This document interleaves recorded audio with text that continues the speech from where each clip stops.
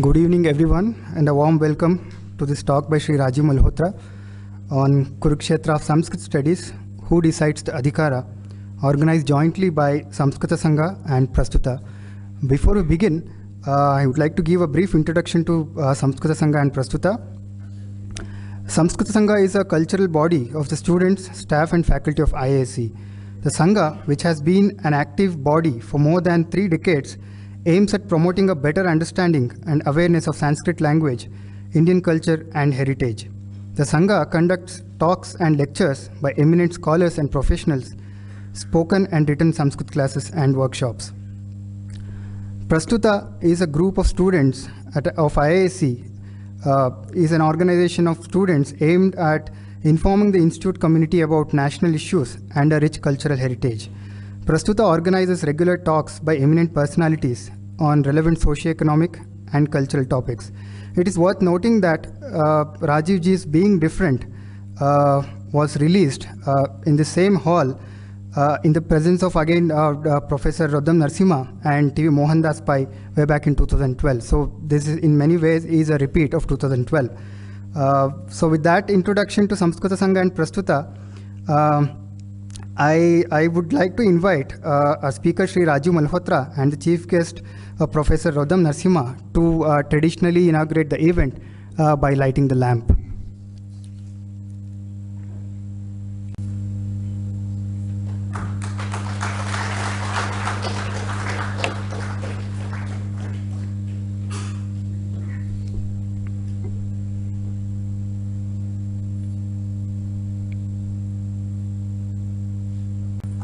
Thank you, sirs.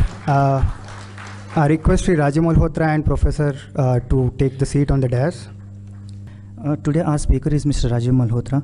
Mr. Malhotra is an activist, researcher, writer and speaker on the character and place of Hinduism in the globalizing world. He took an early retirement in 1994 at the age of 44 to pursue establishment of Infinity Foundation in 1995. This foundation, it promotes Indic studies. Along with many publications, he has authored popular books such as Breaking India, Being Different, Indra's Net, and latest edition is Battle For Sanskrit, which will be released today. Welcome, sir. And our chief guest for today's event is Professor Roddam Narasimha. Professor Roddam Narasimha is a pioneering scientist in the areas of aerospace and fluid dynamics. He was a professor of aerospace engineering at IASC, director of National Aerospace Laboratories NAL, director of NIAS, and the chairman of Engineering Mechanics Unit at JNC ASR, Bangalore. He is now an honorary professor at JNC ASR and concurrently holds the Pratt & Whitney Chair in Science and Engineering at the University of Hyderabad. He had also held various visiting positions at Caltech, Cambridge Universities, NASA. He is actually a distinguished alumnus of both Caltech and as well as IASC, and he was honored with Padma Bhushan in 1987 and Padma Vibhushan, the India's second highest civilian award, in 2013. Welcome, Professor.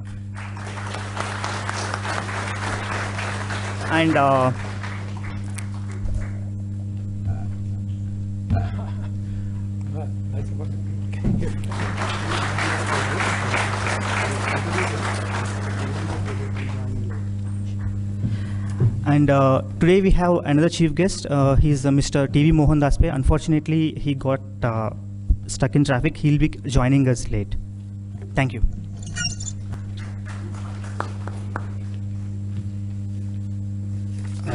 Thank you, Yashasvi. We'll now move to the central part of the event. I request Sri Rajiv Malhotra to deliver his speech now. Well, namaskar, and thank you for coming for this event. I'd like to give a little overview of the book and then discuss one aspect specifically because Roddam is here and he's a top-notch scientist, also interested in Sanskrit. So I have one aspect that I want to highlight and hopefully get his view on that. The book overall is positioning a debate between insiders and outsiders. Insiders being those who view the Sanskrit and Sanskriti traditions as with Shraddha, with their own sadhana. It's part of their sadhana. It's their heritage. They're invested in it. It's not just something random. And it's not just an ordinary language. So these are insiders. Outsiders are those who either reject the Vedic Shruti completely, or they're sort of mildly tolerant to it, but they're not really seriously invested. And they're looking at it objectively as an outsider, studying somebody else's culture or somebody else's identity. Because of the colonial history, which we haven't recovered from, we're still mentally colonized. The outsiders have controlled traditionally the study of Sanskrit, and it's called Indology. It started with the British, and now it's controlled mainly by the Americans. So the empire has shifted across the Atlantic, in a sense. And what used to be European Orientalism became what I'm calling American Orientalism. And now this influence of the West in Sanskrit studies is even more than it used to be in the colonial times, because in the colonial times it used to be white people studying all this, sitting in places like Oxford. Now a huge number of Indians have been sent there to learn this stuff and come back. So now it's being propagated also by Indians. And so it looks more authentic because Indians are talking about it. But the knowledge, the theories, the siddhant, the frameworks are often driven by Western ideas and Western approaches. This is not an anti-West kind of a posture. It just says that there are many ways of looking at something, and all these ways are important. But unfortunately, the insider perspective has not been given fair share. It's often not present, or it's present in a denigrated way, or the insiders who are present are not very assertive. So the purpose of this book is to highlight what are the issues an insider would have with the outsider perspective. The outsider perspective being what is controlled by certain prominent Indologists in the United States particularly, and their students in this country. So that's the insider-outsider debate. I started writing this book when I realized that Sringeri Mutt was about to sign up one of the American Ivy Leagues to represent the whole legacy of Adi Shankara by setting up chairs, which some rich NRIs were funding, putting $4 or $5 million per chair. And the Adi Shankara legacy would be in their hands. They would select the professors, the speakers, how to run the show. And it concerned me that we were outsourcing this legacy without proper evaluation of who these people are and what's their history, what have they written about our tradition, and whether they're really qualified. So I started doing a report for the Shankaracharya, and that report started out as a 50-page report, then it became a 100-page report, and the more I studied about these Indologists, the more concerned, more red flags. So now it's a 500-page book. So this book is really the outcome of this research to provide due diligence to the Sringeri people so they can evaluate more about this particular chair. This was going to be announced in August or September or thereabouts 2014. And it was just 4 weeks away from being announced. And when I intervened, they put it on hold. They haven't announced it yet. And we don't know which way it'll go. But we hope this book makes a difference in the evaluation of whether they should do this at all. Because one of my concerns is that the outsiders are the knowledge producers about our culture, and the insiders are consumers. So they are producing the knowledge, we are buying it, consuming it, our children and our media, the ideas on who we are being brought in by somebody else. This is not the case in China. China studies, Mandarin studies are squarely controlled by their insiders. All the prestigious journals, conferences, academic centers are at China. Same is true for Persian studies in Persia, in Iran, Arabic studies in the Arabian countries, Japan studies, etc. So ours is the only major civilization whose intellectual discourse is controlled from the outside. And our people are very enthusiastic that they are paying attention to us. So it's sort of like a compliment that somebody else is studying us. So the way I located these outsiders is by looking at what is different in their discourse from the way the insiders have seen it. That doesn't mean it's wrong. Sometimes outsiders are better off they're more objective, less emotionally invested, and that can be good. So I'm not opposed to others looking at it. I'm just looking at what exactly is their output that would be red flags. So one of the major concerns is the elimination of the sacred dimension.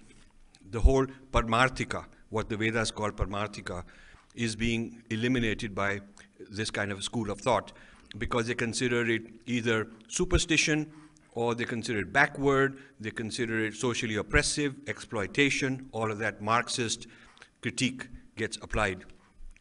And then a large issue is they consider the whole Vedic tradition, and Sanskrit is sort of the leading culprit, is leading cause of it. The Vedas and Sanskrit together are seen as sort of socially oppressive. They are elitist, Brahmanical, and have oppressed women, Shudras, and so on. Another issue is the way the texts they study are seen through the lens of politics. This is political. The texts are for a political purpose. They were written for the elite to dominate, and that's how they're looking at it. And so the term they use is political philology. Political philology is a methodology to study these texts, and political philology means that philology is the study of texts, scientific or analytical or systematic way of looking at a text, finding its meaning. That's called philology. That is well known. There are many kinds of philologies different people have, but political philology is a new kind of a fashion, which means looking for the political motives in a text. But for us, there's no political motive necessarily. It's a spiritual motive. It's a text may be a sacred text, or a text may be a mathematical text, an astronomical text. It doesn't serve a political purpose. There's no agenda to go and get political power through that text. But that's what political philology is looking for. To respond to that, I've coined the term sacred philology and propose that we should balance the political philology method with the sacred philology method so we have a more even view.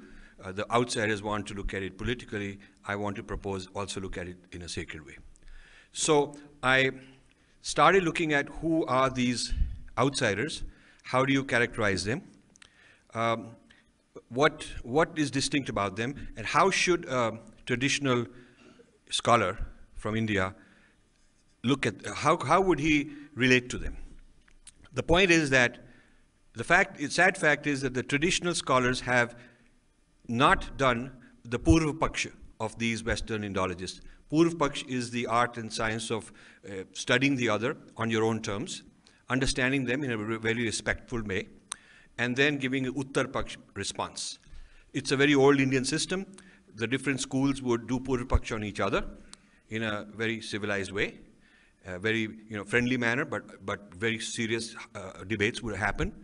And somehow we have not done, our traditionalists have not done Purva Paksha of the dominant Western Indology or dominant schools of Indology.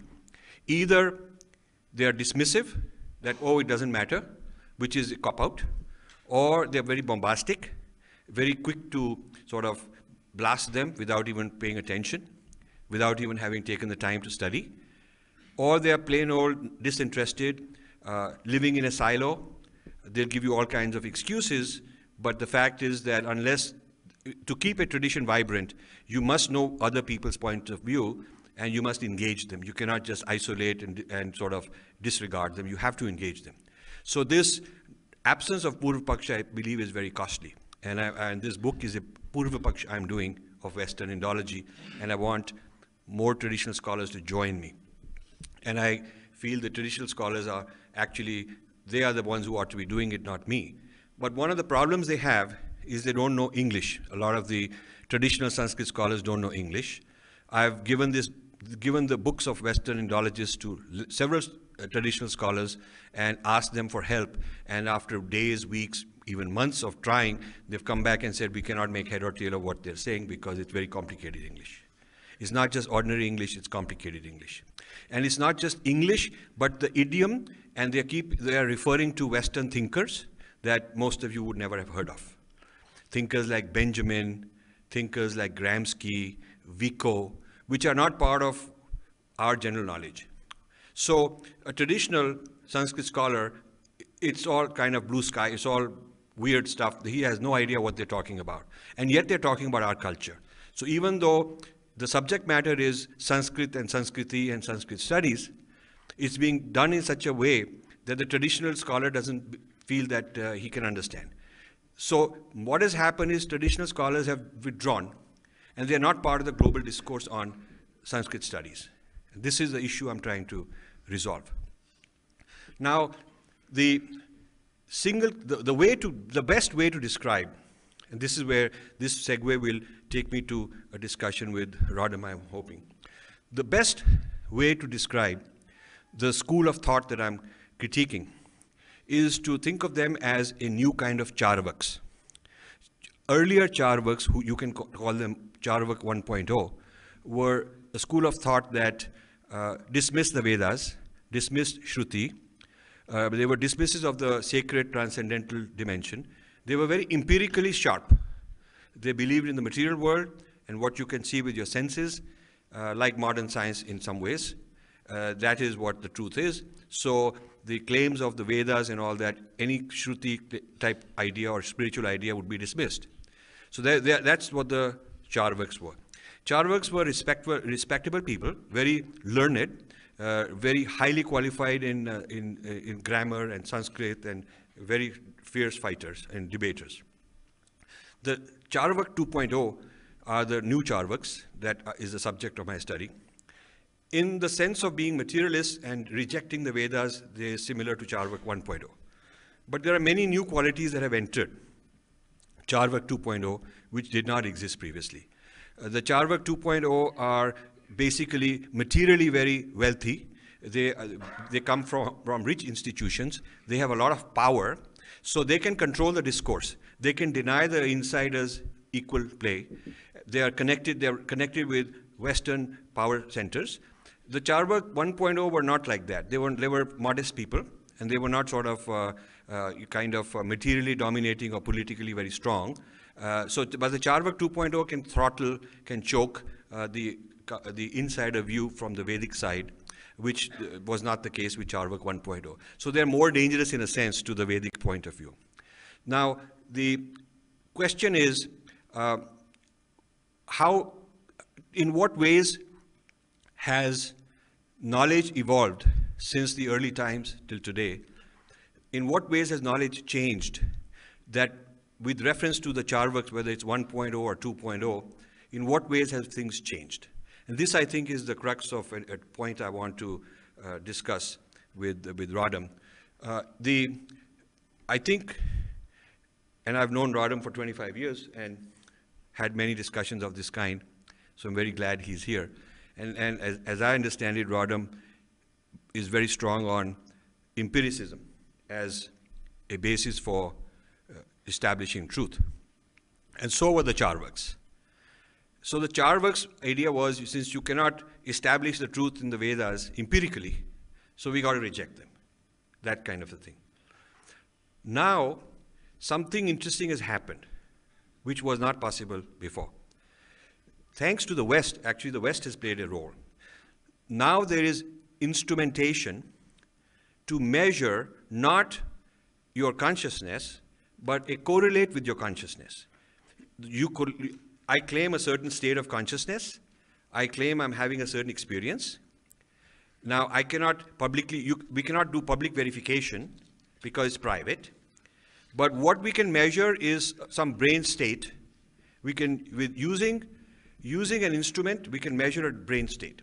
So if Rajiv says, I did this mantra, this particular technique, and I tried it for 10 years, and I reached a certain state of bliss or anand or whatever the tradition calls it, and if the measurement develops a correlate, and then they try this with 100 other people who've tried the same kind of technique and who also claim that they got the same result.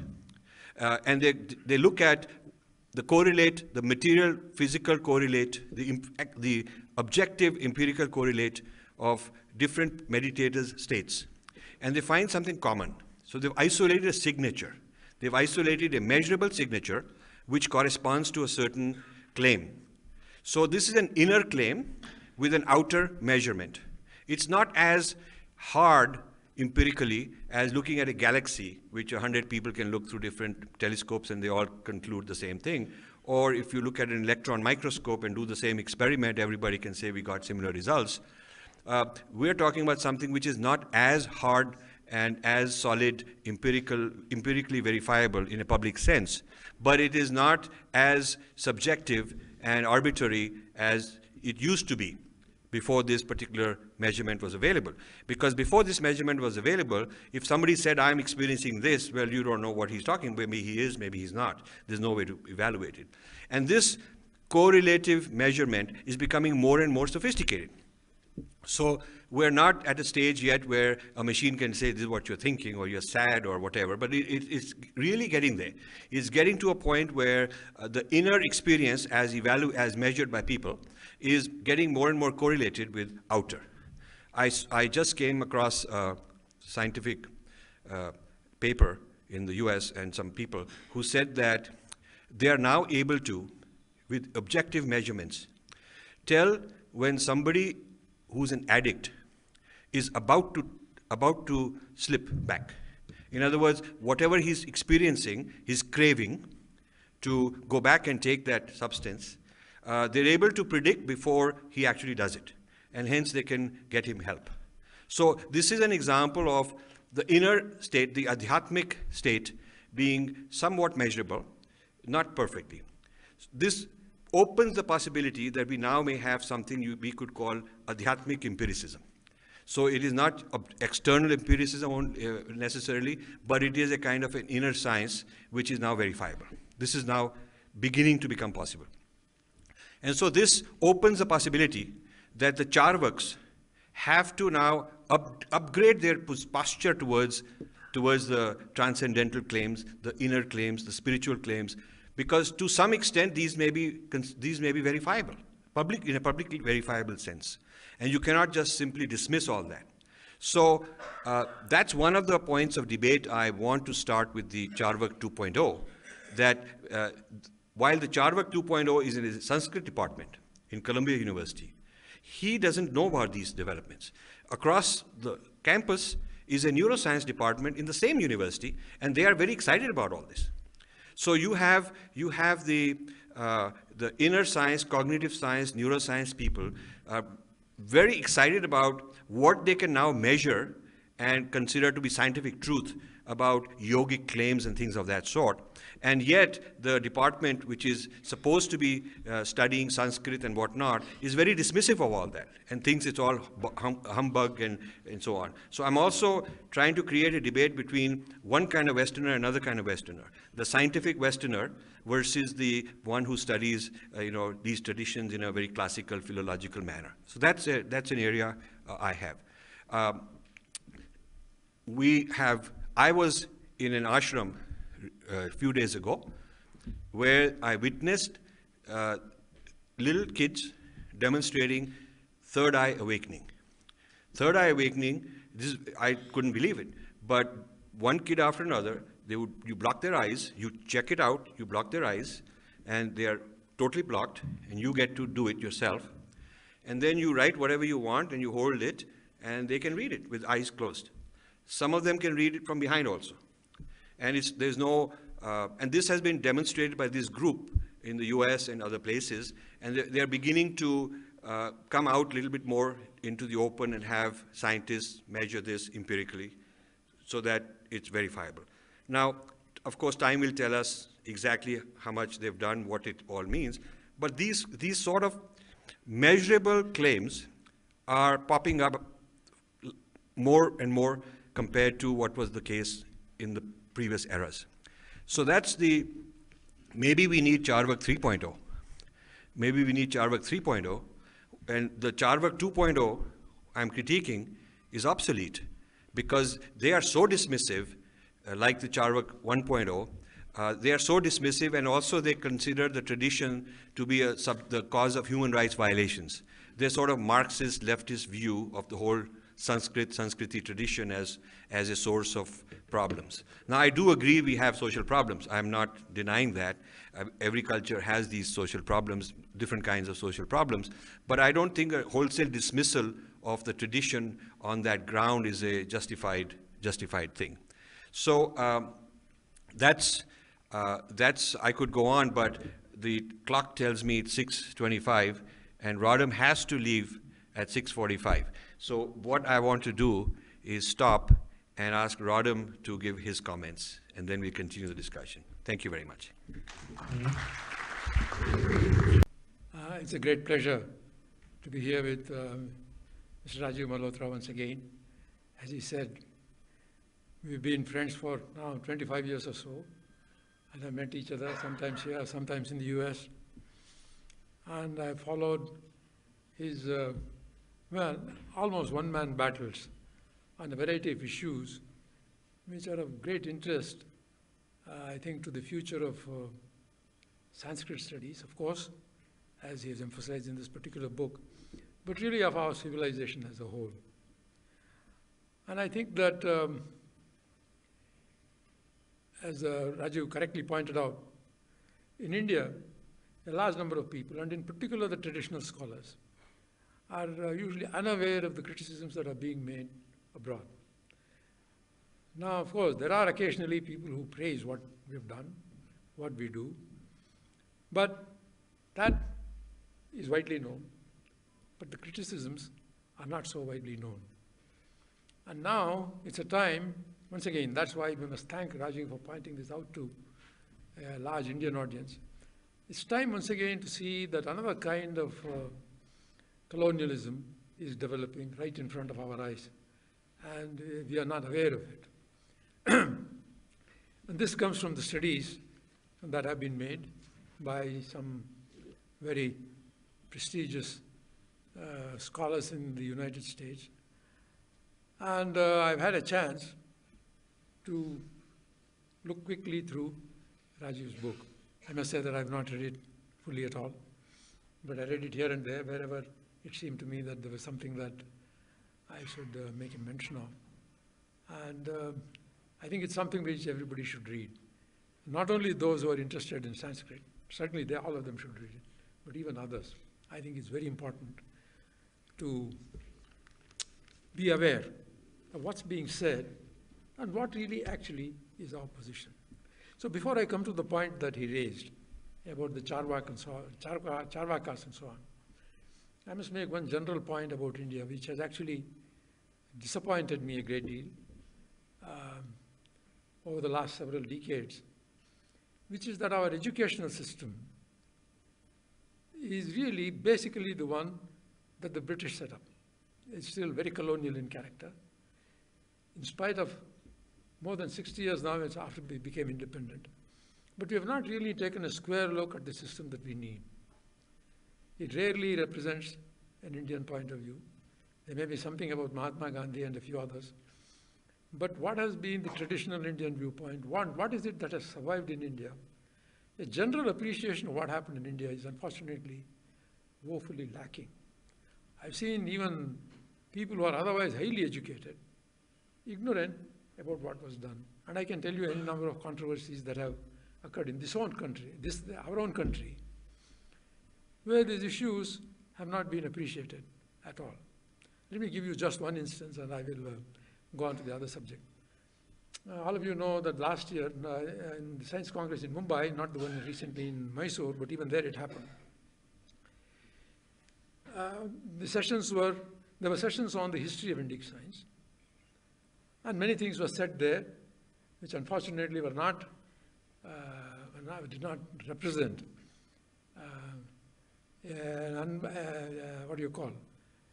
a reasoned judgment of the situation in India. But as interesting as some of the extraordinary and false claims that were made in that meeting were the extraordinary and false rebuttals that came in the press. So we have here two things, see. In the meeting in Bombay, people came and claimed all kinds of things which we know not to be true. They forgot to claim all those things which are great, are true. And here is the press, which is from one point of view almost as ignorant as the people who said these things and can't distinguish between what is true there and what is not. And I can give you many examples of that. The claim was made that we had aircraft flying at Mach 10. Certainly not true. And my colleagues at the Institute have made a detailed study of that claim. The claim that the Pythagoras theorem was actually known in India before Pythagoras of the Greeks is true. There's no doubt about it. In fact, there's no reason why it should be attributed to Pythagoras at all, because he never wrote anything about it or about its proof.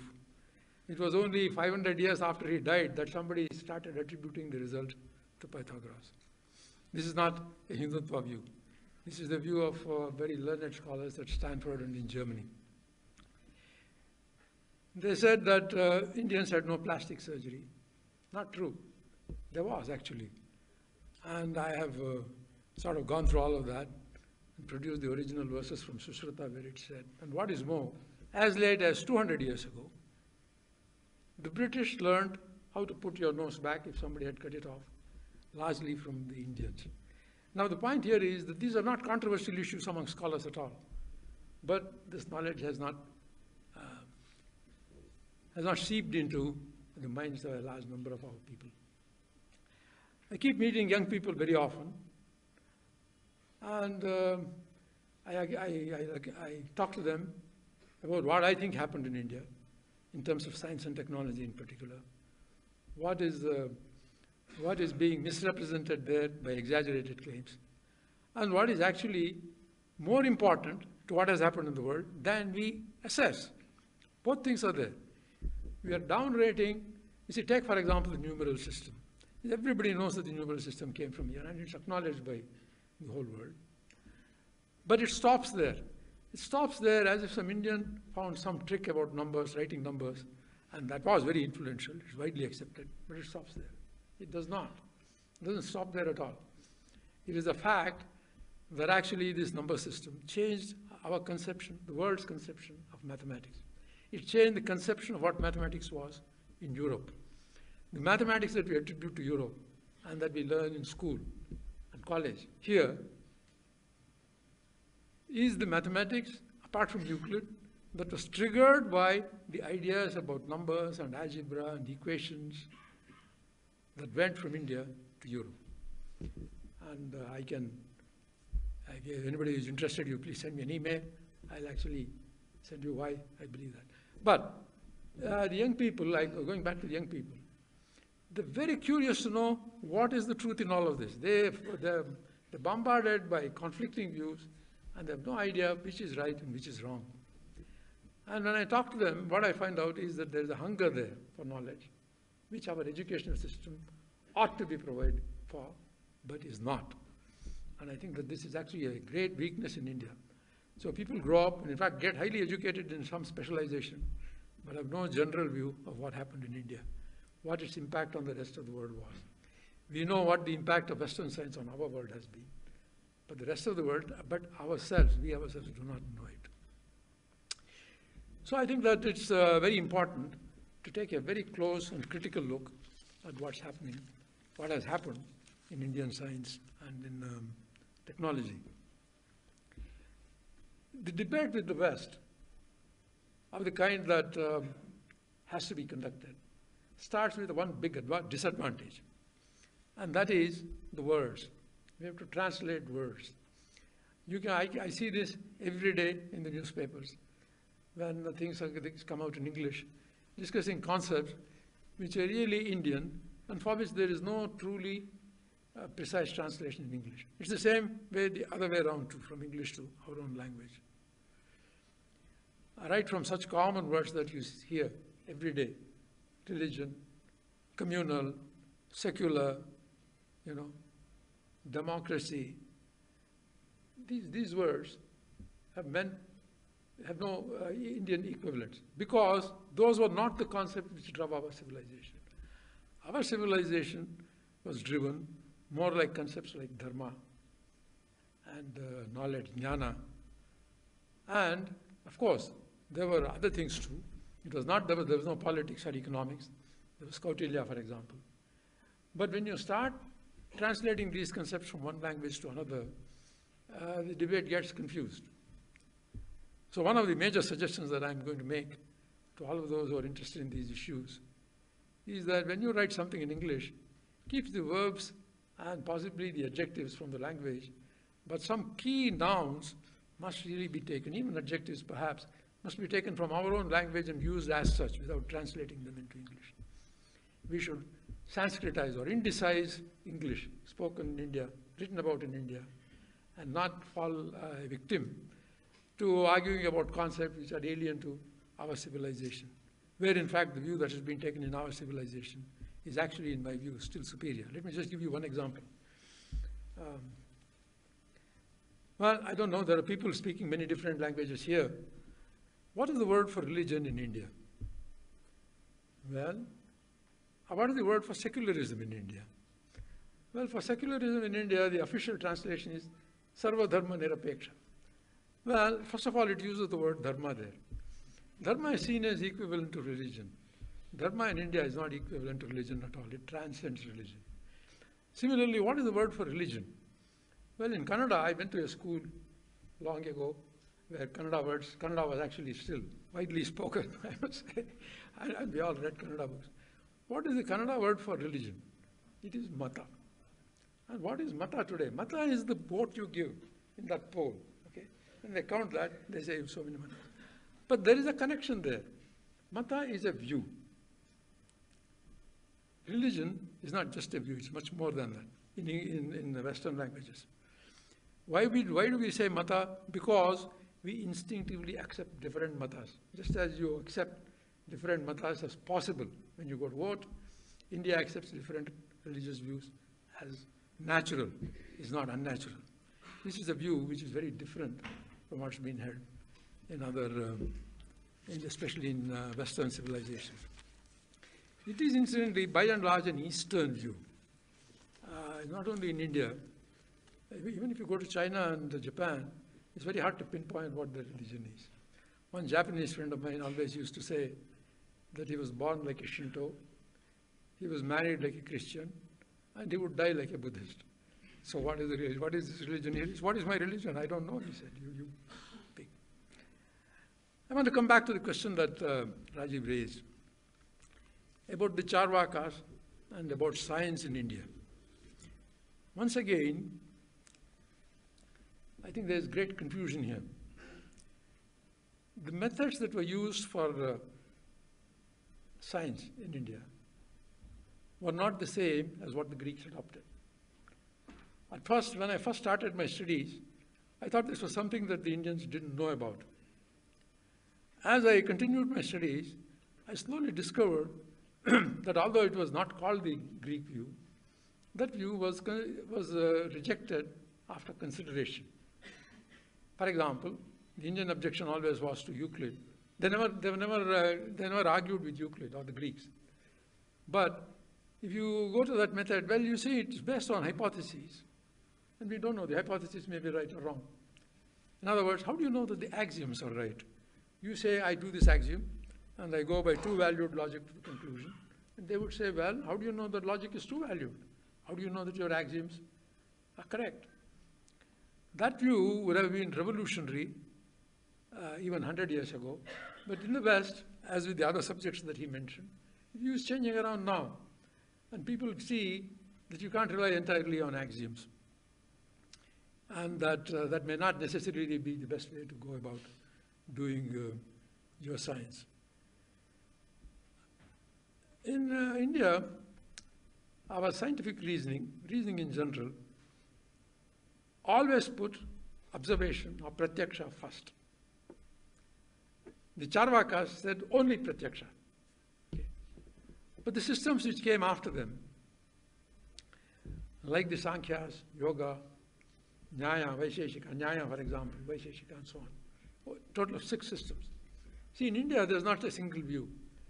It is a civilization. It's not a religion. It's not one nation. It is a civilization trying, if you want to put it that way, to be a civilizational state in a world which has been very intrusive. India has not been intrusive in the rest of the world, but the rest of the world has been intrusive here. So we have been trying to make a civilizational state out of an ancient civilization, one of only 2 which have survived now for 4,000 or 5,000 years. There's no other in the world. And I see that our friend, Mr. Pollock, when he talks about civilization and nation, he talks about civilizations which has come out of nations. Well, but the concept of nation is only 150 years old, and it's entirely European. We ourselves have fallen prey to it. We always think of India as a nation. India is not a nation. India is actually a civilization.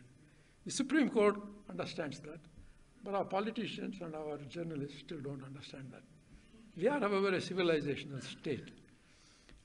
And the concept of a civilizational state is quite different from the concept of a European nation state. Nation state has a border. It has a language. It has a religion. Well, in India, there's no sharp border. There's no one language, and there's no one religion. So going back to this issue, the reason that the Charvakas eventually failed to gain acceptance in India is that they depended only on observation, pratyaksha. The general argument in India was, okay, pratyaksha is okay, it's very necessary, important. It's the most important evidence on which you can base your reasoning. But if you limited yourself to pratyaksha, you cannot argue about the past, you cannot predict the future. How can you predict the future? How can you predict the position of that planet if I said I am only doing it by observation? Observation is necessary but not sufficient. This view turned out to be so successful in India that the Charvakas were forgotten. They're there still, and as he said, they were smart people, it's not that they were stupid. But the view slowly began to be rejected. But even then, observation and pratyaksha were the first. And that was true among the scientists and among the spiritualists. The spiritualists began with observation, jnana, their own experience, anubhava, as very important. And the scientists started there. The philosophers started there, but went on to include, first of all, what's been called anumana in India. For those Kannadigas who always think of anumana as suspicion, I must emphasize that anumana is a technical Sanskrit word. The meaning there is not suspicion.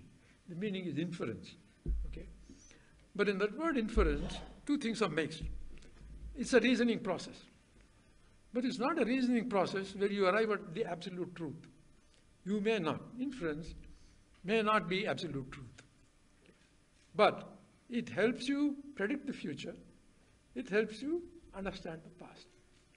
From this point of view, the Indian approach to science and knowledge was very practical. I say that because, once again, all these new people, this, what did you call them? This new group in the United States, which is, which is trying to be the dispenser of knowledge of India to us. That group does not realize that the Indian view of many of these things was extremely practical. Now, when I say that, people are at first surprised. There was one thing in India, even in Indian philosophy, you look at the old books, there is an argument always. And the argument can even be between the Sishya and the Guru. And the Sishya was perfectly justified in asking the Guru, tell me why I should do this. The Guru had to justify why he had to study that subject. Let me compare that with an instance from Euclid. Euclid teaches geometry. He taught geometry like a coaching class today. You have to come there and pay fees, and you could be his student, and he taught you geometry. So there's one student, there's a story, there's one student who comes there, and at the end of the day he says, Mr. Euclid, what's the good of all this? And you know what Euclid does? He doesn't answer that question. He calls his slave and said, this man asked me what geometry is good for. Return his money to him and send him away. I don't want to talk to him again. So you can see how different these views are. So reason was never banished in India, even on adhyatmic matters. That we must understand. Recently, a friend of mine gave me a copy of Gaudapada. Now, I had heard a great deal about Gaudapada and read a little bit about him, but I had never actually seen his work, and so I started reading it. What fascinated me was it was in 4 chapters. The first chapter is basically the Vedic view. What do Vedas say? It sets it all down. But the interesting begins in the second chapter. In the second chapter, it says, Well, I've told you in the first chapter what the Vedic view is. Now, from now on, I'm not going to depend on the Vedas at all. I'm going to depend on pure reason. If you don't like the Vedas, that's a different matter. But now my argument is pure reason. And I'm going to describe to you in the next 3 chapters. It's basically what you may call a discourse on an Advaitic view, an Advaitic philosophy. Before Shankara, incidentally. He was actually Shankara's guru. So, in some sense. So, reason and religion or spirituality were not beyond reason. Our views of those things have been very different. So, the next 3 chapters are about a reasoned view of what the Advaitic position is. If you look at science, the man who first said in science that inference is also important was Charaka. Charaka said, we can't do it, observation is very important, but it's not enough. We must actually go by inference, we must use reason, and we must use reason, and we must convince other people. We must convince other skilled doctors that we have actually a cure for a disease. Without convincing other people, you can't say this is science yet. Well, that's a very good definition of science, and in some sense valid even today as it was at that time. So whether you took our spiritual text, whether you took science, whether you took mathematics, it was A, based on evidence, B, based on reasoning, although the reasoning was not exactly the same as in Greece and Europe, based on a consensus, which is very much the position today in the world. And so it's very hard. I find it very hard to say that our systems were not rational. And it's actually not even difficult to find this out. You only have to read the Aryabhatiya or Brahmagupta. But Brahmagupta is a different case. I don't want to mention Brahmagupta just now. You have to read the Aryabhatiya to find this out. So, my time is up and I actually have to be going. What I would like to suggest is that it's very important for us to be able to take part in these discourses, to put the Indian position correctly, but critically, not without arguments among ourselves. It's important that this must be a part of our educational system. It's important that our educational system must be changed so that science, the humanities, social sciences, arts are all in the same campus. We have very few in universities now. The universities were supposed to do it, and the universities which used to do it once upon a time are no longer in the same position. I'm a great advocate in this country of setting up new universities called Indian National Universities. We set up IITs, we set up IISc, we set up NITs and all kinds of things. We need some national Indian universities where the Indian view is common knowledge among all the students who go there. This is not to say that things should not be criticized. Criticism is as old a component of thought in India as it is anywhere else in the world, perhaps more. You see, when people talk about Hindu views or Indian views, but that make a distinction between those and Buddhist views. Well, that's really totally wrong. That's why I like to use the word Indic. Buddhist is as Indic as what the foreigners have called Hinduism. We did not give that name. It was given by foreigners. And the different philosophies that we have, the wide variety of them, Indic is not one. It is many. It is very diverse. It's as diverse as our linguistic environment in this country. Just as we're used to the language changing if you go 100 kilometers, you must also be used to the philosophy changing if you go to a different community. So we must understand this diversity in our country, but critically look at them. There's too much uncritical acclamation of false achievements, just as there is an inadequate appreciation of the true achievements. We've got it all wrong, and I think that it's very important for us to do it. It requires a big effort, and in such an effort, I think people like Rajiv Malhotra are playing a pioneering role. They're pointing out what other people are saying, what actually has happened, and what we really need to do. And I think that we are doing a great service to India. Thank you very much.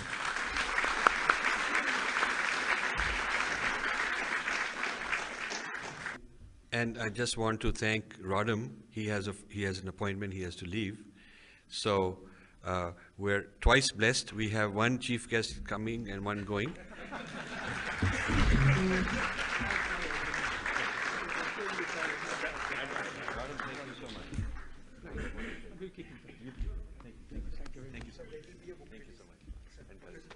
Thank you. Wonderful. My flight took off and aborted the takeoff. Oh, is that Really? right? Aborted the takeoff. Then went back. Well, at Oh, least. boy. Please. We'll have a book release. He has to with leave. him. Oh, Yeah, 2 minutes now. We'll have a book release then. Okay. So good to have you both. I now request Sri Mohandas Pai and Professor Roddam Narasimha to release a book, Battle For Sanskrit.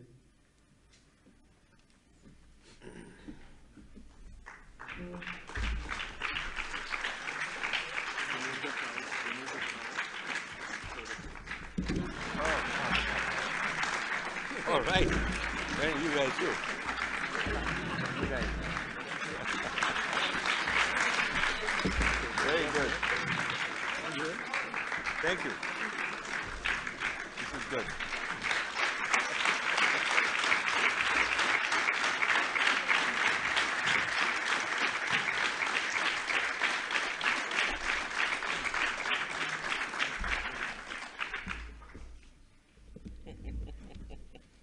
please do read this book. Very interesting. Thank you so much. So I beg your leave, I'm sorry. Yes, yes. Thank you so I have much. to leave, I'm sorry. Thanks. Thank you so much.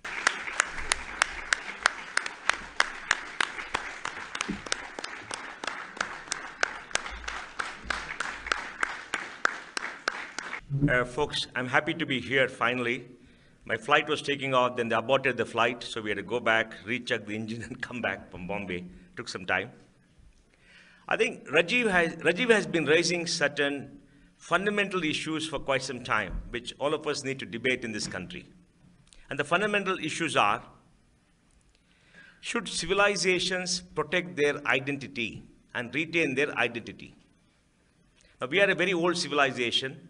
It may go back thousands of years. We are very much to be proud of. Should we retain what our heritage is and invest in that? And why should we do it? Now let's look towards the West.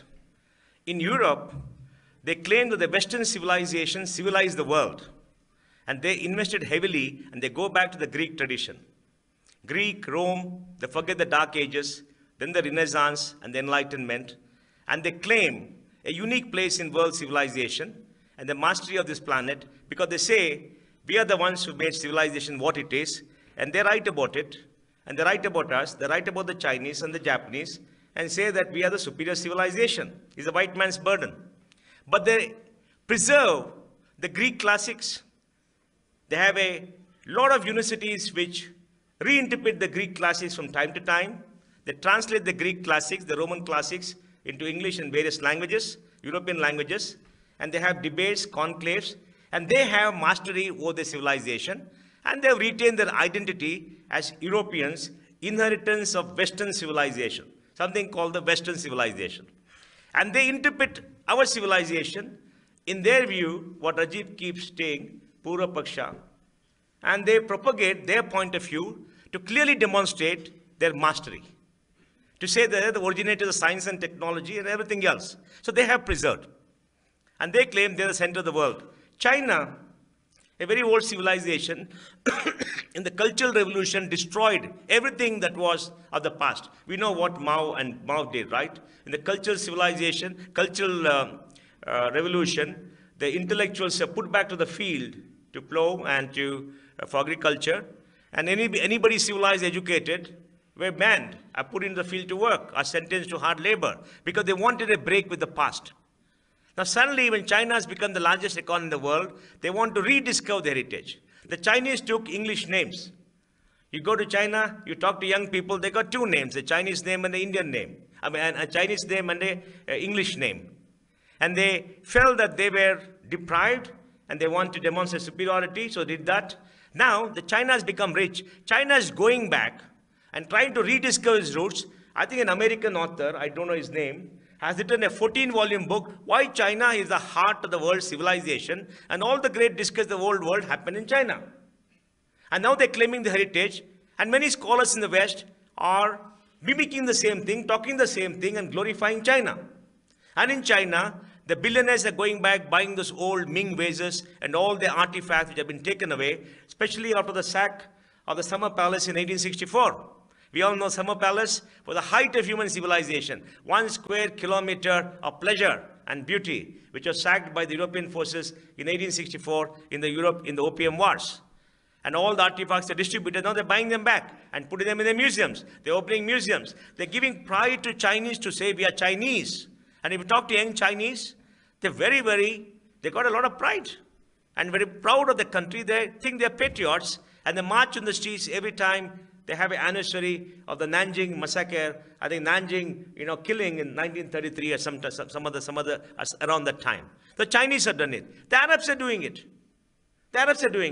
I think suddenly we are hearing about the Islamic civilization's great achievements in science and technology, 11th, 12th, 13th century. Books are being written. Authors are being commissioned. A lot of things are happening. And suddenly the upsurge. And everywhere is that everything of science and discovery is in the Quran. And the point of watch the Quran and say, it's already been said. Everything has been said. So they're doing it to send the message that we are not Bedouins, we are not tribals, we are a great civilization. We have many things to be proud of. And of course, we fell into bad ways. The Crusades happened. But all these things happen. They're doing it. So, what is India doing? We're decrying our civilization. You say you are a Hindu or Indian and talk about something, you are communal. It's the only country where you talk about yourself and civilization, you're deemed communal. I don't know what this word communal means. And you are not secular. The only secular people on the planet are the polytheistic people. If you're polytheistic, by nature you're secular. Because polytheism is many paths, no single path. In monotheism, you have one single path, one single God, one way to go to heaven. And you don't go to heaven. A friend of mine asked a Protestant in America, because he was trying to tell him about many things. He said, will Gandhiji go to heaven? Gandhiji will not go to heaven. Because he's not baptized. He will not go to heaven. But a terrorist who does jihad will go to heaven. Buddha will not go to heaven. Buddha is not baptized. Of course, Buddha creates his own heaven, right? Shankara will create his own heaven. But the point I'm trying to say is, monotheism by its very nature is restricted. It's only the age of enlightenment and the separation of church and state which made Christianity what it is today, where there's a greater amount of freedom. Or you know what happened in the Dark Ages. Islam has not had a social revolution to create the distance between religion and the person. And I think that is having its ramifications in all the jihadis, in this very bad interpretation of the Quran now. Quran is a religion of peace in many ways. It is true. But it also has verses which talk about how to treat the kafir.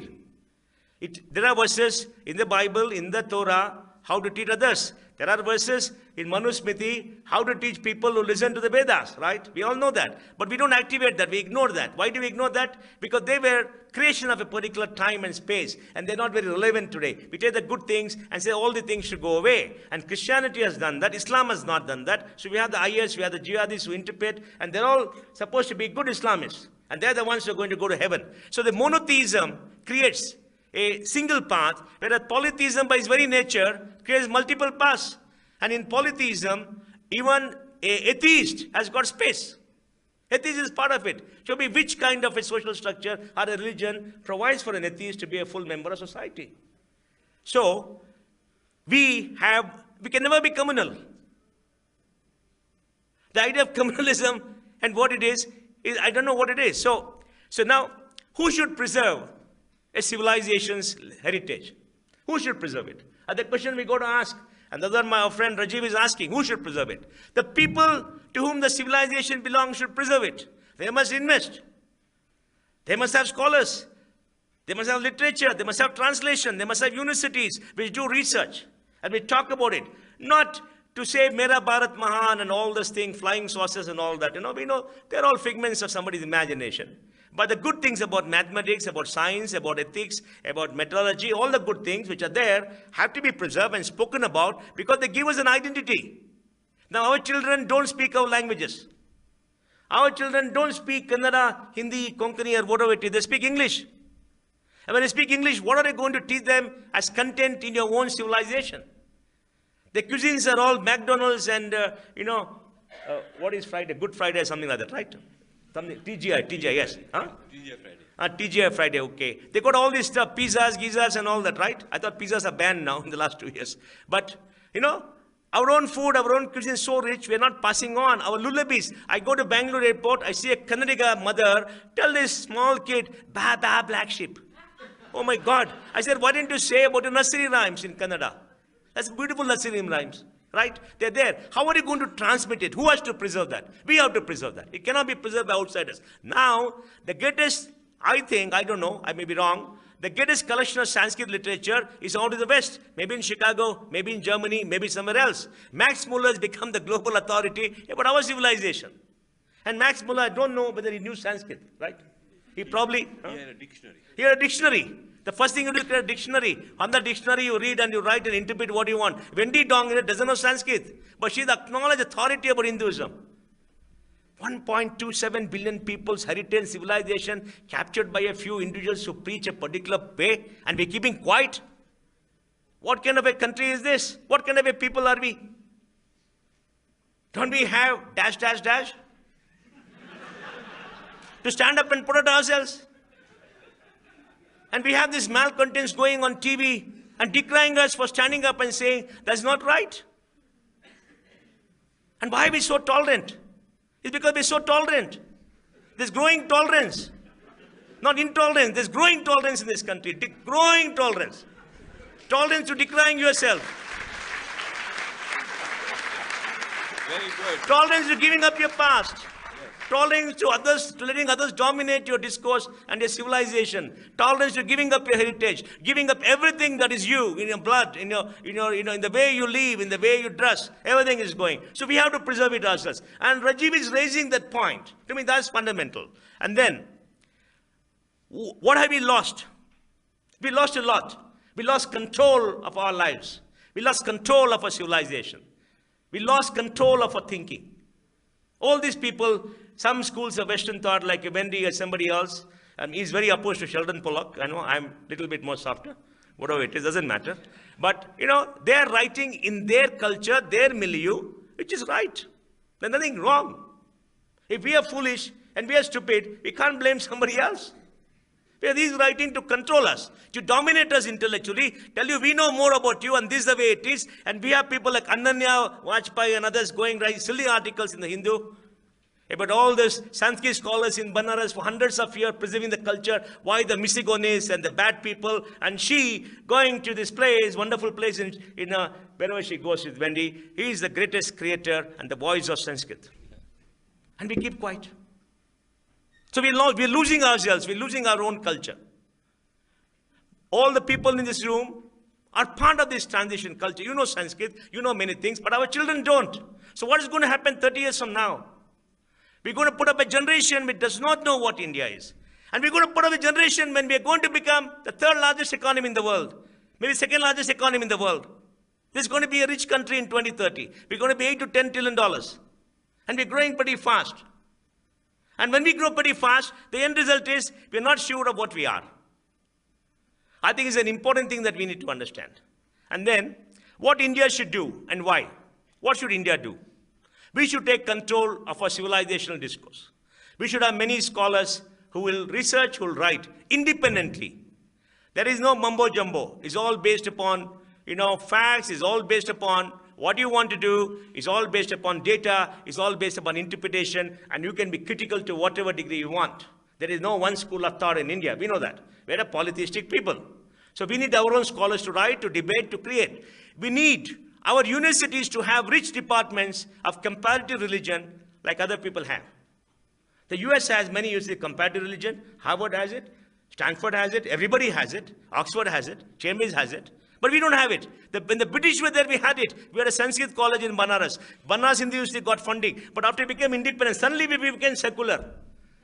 Secularism doesn't mean the government does not invest in our past in religious studies. Secularism means the government does not promote any religion. So if you have a department of comparative religion in a university, even the Indian Institute of Science, for whatever it's worth, I mean, it is academic work. You do study in academic way to create a point of view. And there has to be public investment. It has to be done by, public money. It has to be done by taxpayers' money to create a vital creation of academics and scholars who can debate and carry on and reinterpret. And that's very, very important. And next, we need our billionaires to fund schools.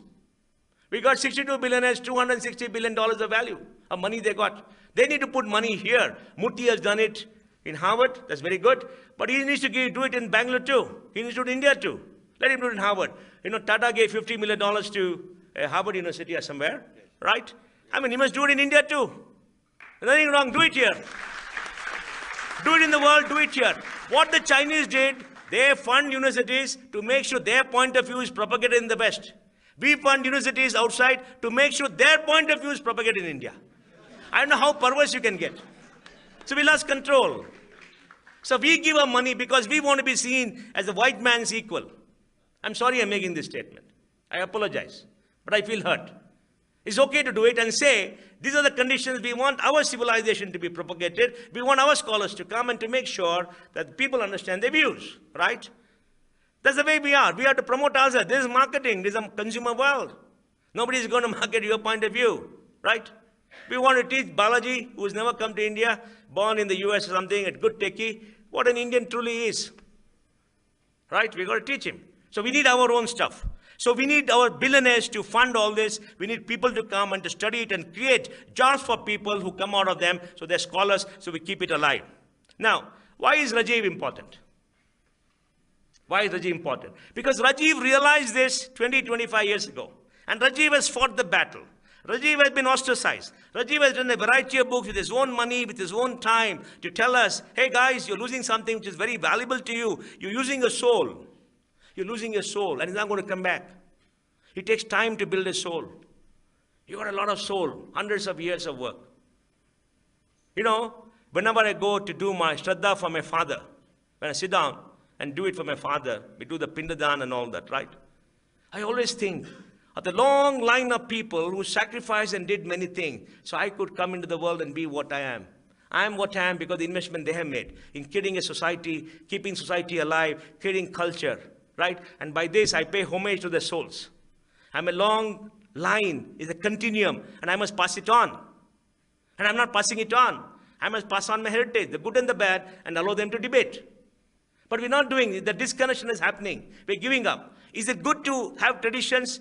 Each one of us has to make our own judgment. I'm not saying it's good or bad. You have to make your own judgment because it's important for you to understand your identity, what you want to preserve, what it is. Yes, there are many good things and bad things. There's the caste structure that's going away. In fact, Ashutosh Vasne told me just in a breakfast this week, he said, caste is morphing into a lobby. If you look back to caste in 1920s, there were no SC, ST, there were no OBC. There were many, many multiple castes. And each caste was fighting to create superiority. Even the Brahmin community, you got Drivedi, Chaturvedi, Trivedi, all the Vedis, right? Saying, I'm bigger than you, right? It's a structure, power structure. Now what has happened? Politicians that create structure like SC/ST to create a lobby to get things for themselves. Then in the OBC lobby, there's nothing like an OBC. They're only caste. They collect them together, and each one has a lobby. And that's fantastic because a social structure has morphed into an economic structure or a political structure, and that means the old disparities will go away. And that's very good. Caste is morphed into something else that may be good or bad. Now, Rajiv has studied this, written about it, is talking about it. So Rajiv is important to me, and Rajiv should be important to all of us, and we have to support him, and through Rajiv create a group of academics who can carry this forward. And why Sanskrit? Why should we study Sanskrit? Many people on the left say Sanskrit is dead. I think even Sheldon Pollock says Sanskrit is dead, right? Bendiya says Sanskrit is dead. It's all dead language. Ananya writes Sanskrit is dead. I don't want to give glory to Ananya by repeating it, but I feel very offended by the article she wrote in the Hindu. I wish many of you look at it and read it and get sufficiently angry and have a blood boil to keep on writing rejoinders. I mean, it's disparaging, insulting, and humiliating that a small twit writes such things about scholars who spend their whole lives on doing big things. Why Sanskrit? Because our content is in Sanskrit, the original content in Sanskrit. Why Greek? Why Latin? Even now in the Vatican, the liturgy is in Latin. They keep it alive. Why is that? because the original content is there. And in translation, much is lost. And in Sanskrit, the beautiful language, in the intonation, new meanings arise. That's what I'm told. In the intonation, new meanings arise. And if you don't have the proper intonation, the meanings get lost, it morphs into something else. And the intonation is the way to keep it alive and interpret in a particular manner. My Kannada professor, Venkatesh Murthy, who's a poet, was speaking in Hegodu, where I once went. I lost my way there, went there, spent 3 days. And he's saying, why are there multiple Ramayanas and Mahabharatas in India? He said, there are multiple Ramayanas because Ramayana is a great epic. It's a story with a lot of values and meanings. And he says, each generation in his own genius to reinterpret the Mahabharata and the Ramayana in his own context, because the context changes. Was Rama right in banishing Sita? Now with women's lib and all, it is not right. You can't say she's right. But he did in a particular milieu, so now we got to reinterpret. Was Rama a god who was everything?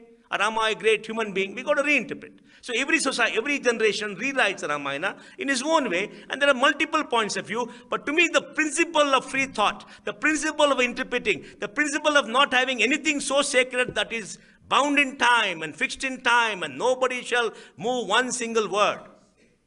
That principle of freedom is the greatest freedom India has given to the world.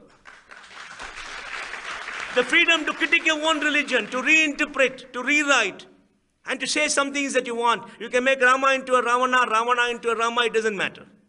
Because the reinterpreting, that intellectual freedom is the fountain of civilization. And that is what has kept our civilization alive. And that's why all of us are here. All of us are here to read Rajiv's book, to debate, to fight. And there can be no violence in this country when we debate and we don't disagree. We disagree vehemently. It's all right. Because disagreement is part of our culture. And that's very important. So Sanskrit is the content. Sanskrit is the operating system. It's an open system. Indian Sila is an open system. Sanskrit is the open system. You can add on it. And it is a structured system so that it carries on and the meaning doesn't change. Like code doesn't change, right? It's logical. So it's very logical. So we must learn Sanskrit. And you must have Sanskrit scholars. And you must go to the originals. From the originals, you must reinterpret every generation. Like Greek is kept alive, Latin is kept alive, even though it's public investment. And only in doing that can we keep it alive, does it add meaning to us. Because when we read the old text, understand all this, we understand why we behave in a particular way. Why we do things in a particular way. Many of us don't know why it happens, or how it happens, right? And if we do that, we understand our place in the world. We understand the intersection. I've been reading books now which say that in Central Asia, there's a very large Buddhist civilization. There are old temples there in Central Asia, Kyrgyzstan, all the stans, huge temples. And those people are very, very, let's say, more open than the Arabs.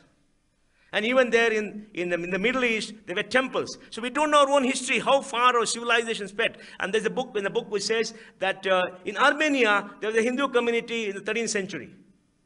In Mitra. And you know, the Iranian Zoroastrian civilization, our civilization were mixed. Because they all worship Indra. So we don't know all this stuff. We don't know all the things that happen. And we need to know it because that history will tell us what our place in. And that's why we got to learn Sanskrit. And Sanskrit has to be kept alive. And Sanskrit is not a dead language. It's a content, it's an operating system. And it should not die. Because Sanskrit dies, our soul dies. We die. We become rootless. And that is very important for us. So, I just want to say, this is my interpretation about what Rajiv has written. I don't know whether he agrees with me, because I want to have a very broad interpretation. There are many things written about content, about the challenges, and many things people have done, and why we have to reclaim. I agree with most things. Some I will differ, is my friend. So thank you very much for listening to me, and I'm very happy to be here just to share some views with you. Thank you very much.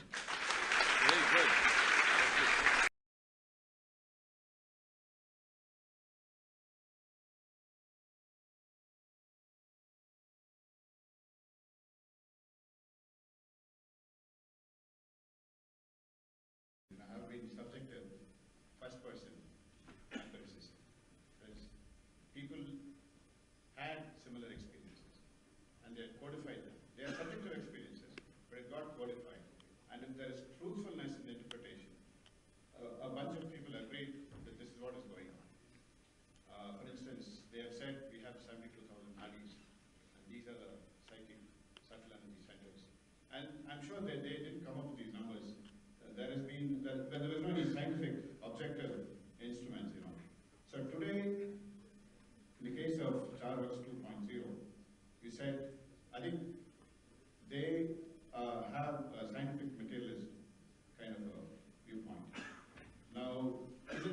are you saying it's a new reality that we'll have to respond to, that we'll have to explain, because subjective science by itself is verifiable.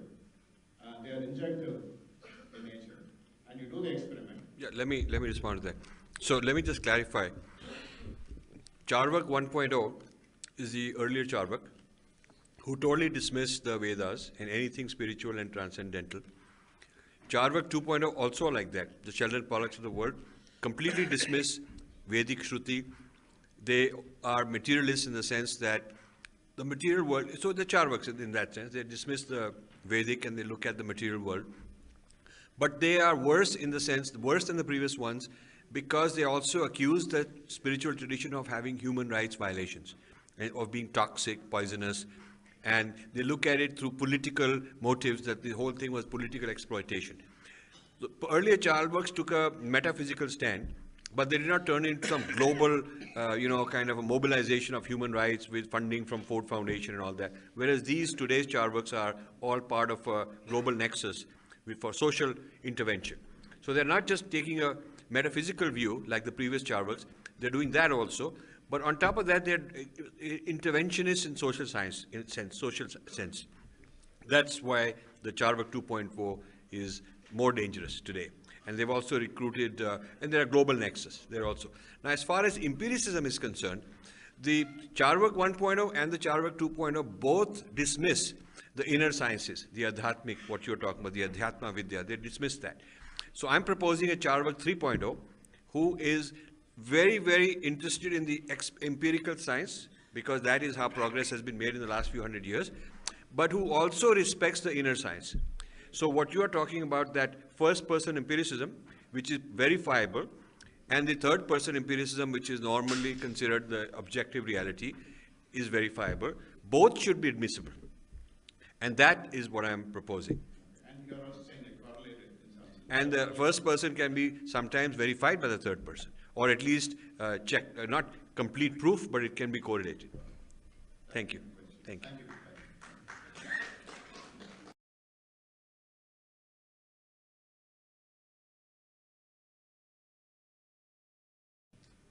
I'll speak in Hindi. No problem. Sir, recently मैंने एक Asian science के ऊपर एक conference attend की थी जो पूना में थी, एस्ट्रा 2016 9 to 11. वहाँ पर आर चिदम्बरम भी आए थे, principal scientific adviser to prime minister. Everybody was saying कि हमको अपनी एशियन साइंस को रिवाइव करना है, मेडिसिन, एग्रीकल्चर, एक्सेट्रा एक्सेट्रा. यहाँ भी ऐसा ही कुछ है कि हमको अपनी एशियन साइंस को जो सोल है वो संस्कृत में लिखी हुई है उसको. तो सर मेरा क्वेश्चन बस ये है कि बहुत सालों से मैं सुन रहा हूँ कि ऐसा करना है, लेकिन क्योंकि एक आदमी से तो होगा नहीं है, पूरा इंडिया को बहुत सारे जो किस पद पर बैठे व्यक्ति या व्यक्तियों को क्या करना है जिससे कि ये हो. So the question is, we all talk about revival of Indian science and so on. Who is to do it? We keep talking about it. And I'd like Mohandas's view also. I think government has a role in this. I mean, government has a role. I mean, I have done all I can. We started a project of putting 20 volumes on history of Indian science and technology. We have done 10 already. 10 volumes are already published. That Deccan College Conference, I was supposed to give an address there, but I was busy trying to fight the battles to get my book out. The book went many times to the printer, and then there would be some protest or something, and it would not happen, and then I'd go back and fight. So I didn't want to make any noise until I had a few thousand copies in our possession, which we now do. So we won the first Battle of Sanskrit by getting the book out, and yeah, so that's why I didn't go to that conference, because it was more important to be in Delhi, make sure this happens, So I'm aware of that conference. Now that's a very good thing that is happening. More and more conferences happening, awareness spreading, but they have to create some funding, they have to create a department. So when you are studying mathematics, you should be studying the history of Indian mathematics as part of that. When you are studying chemistry, when you are studying medicine, when you go to AIIMS and study medicine, you should study the history of Indian contribution. Every profession. It should not be that Sanskrit department is a separate thing. It should be separate, but then the particular contribution of our Sanskriti in a certain discipline should be part of that discipline also. ये तो HRD का काम है ना. This is the job of HRD. we can keep discussing. Maybe one day somebody will listen.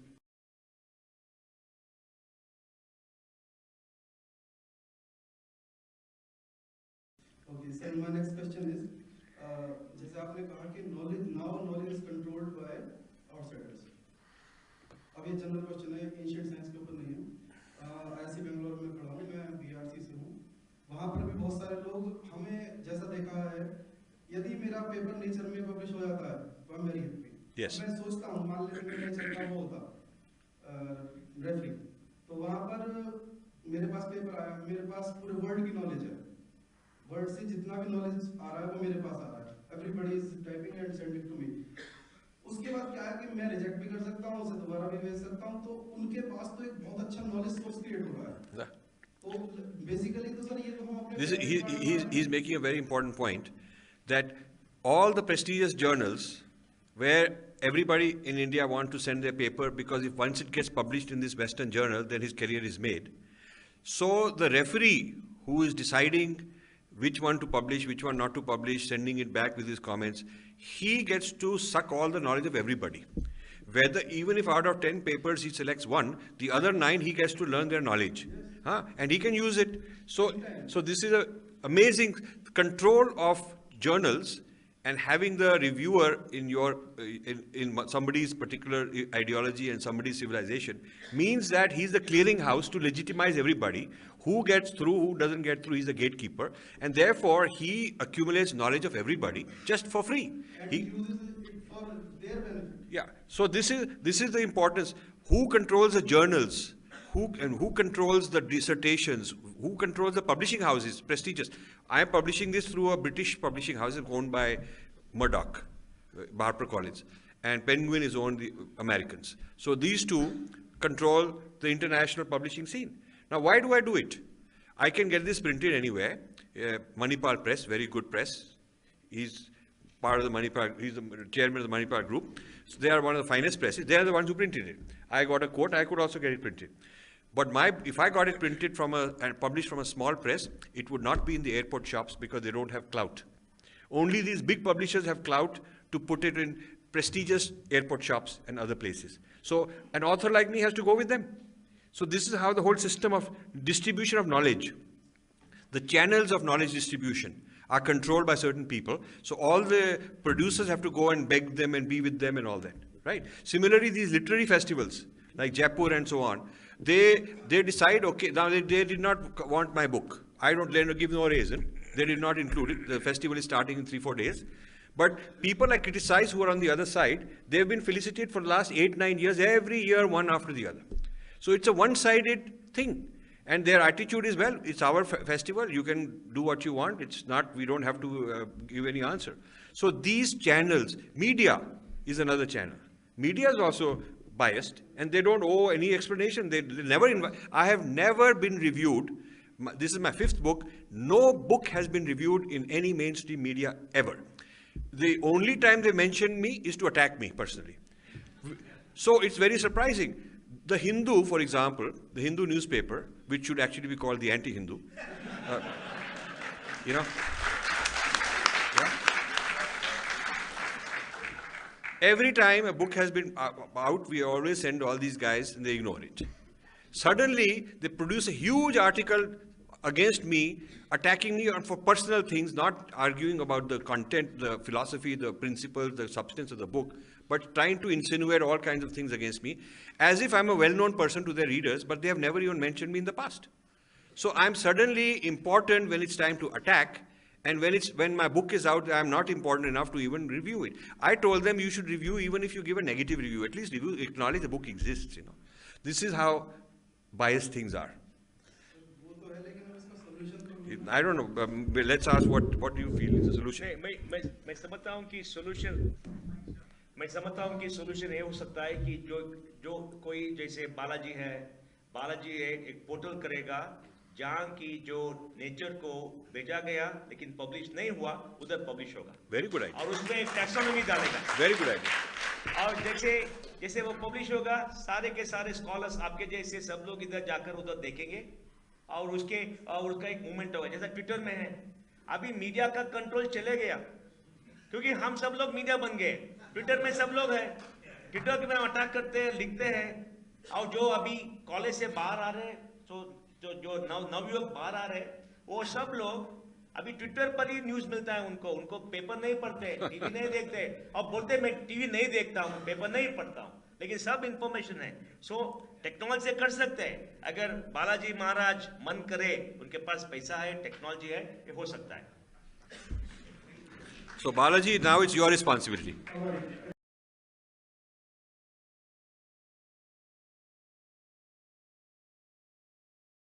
I'm a PhD student here at IISc.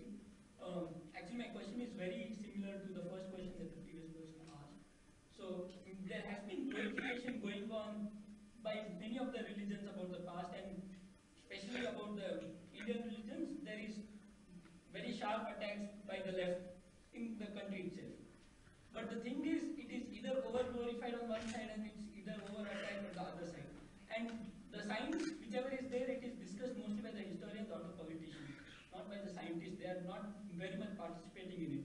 Can we have a channel where, say, I don't know much knowledge about Sanskrit, but I would, or probably many of my friends over here would be happy to do some research where, in whatever way possible in our capacity, to do some research about our ancient knowledge. But we don't know what is exactly written in the text. But we would be very happy to be part of it. Can we have some channel established in the long run? So that's quite close to the question which was asked. Only then we can actually participate. Otherwise, it will be mostly about talks and conferences, and it will just go. Yeah, I mean, we need media channels. Like there's a history channel in the US doing very well. We should have an Itihas channel or something like that, which there are so many topics. You could make 1,000 documentaries on all kind of Indian narrative, Indian history of science, all kind of things could be there. But our people who are in the media have to be imaginative. I think it would also be commercially successful.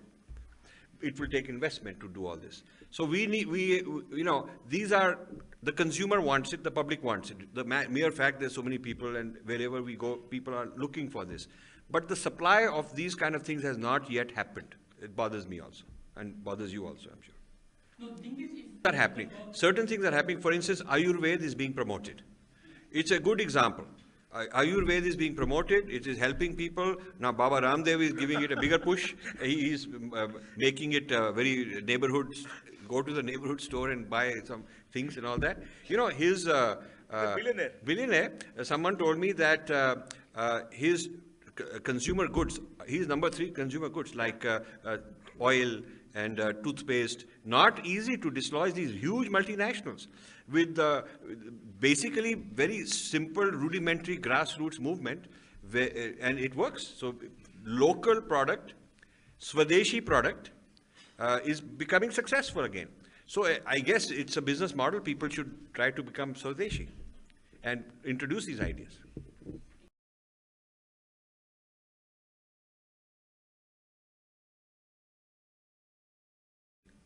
No, I think it's happening because if you look at TV debates today, they're not one-sided anymore like it was 2 years ago.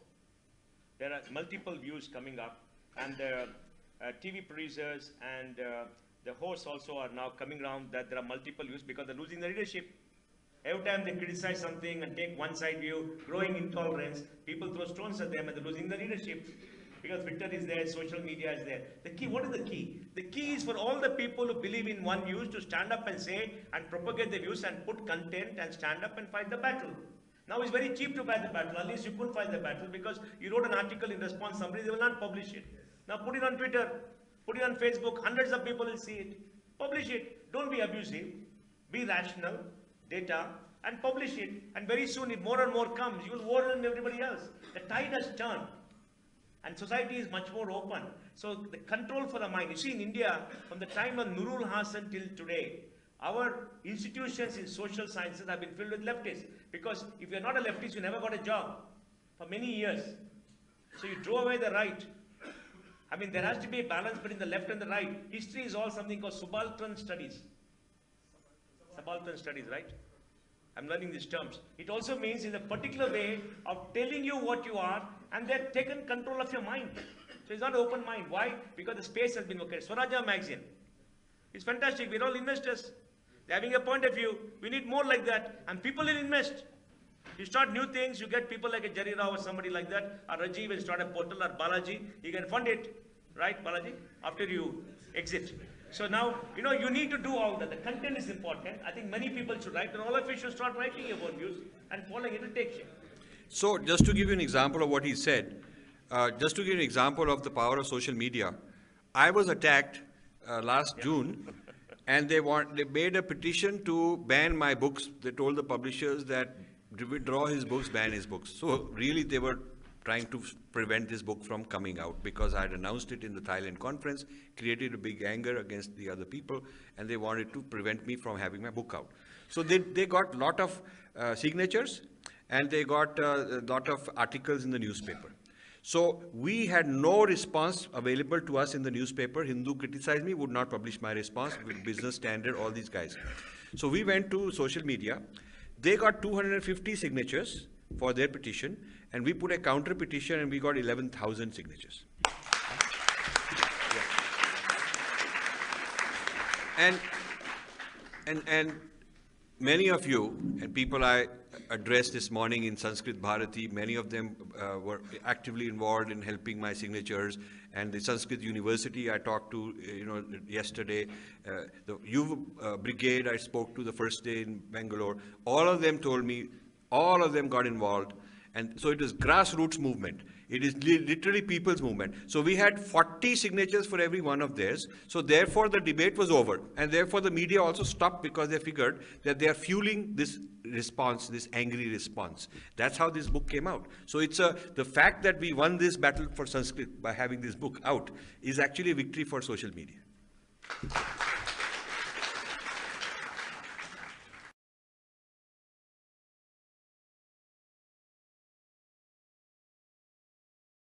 Understand one thing.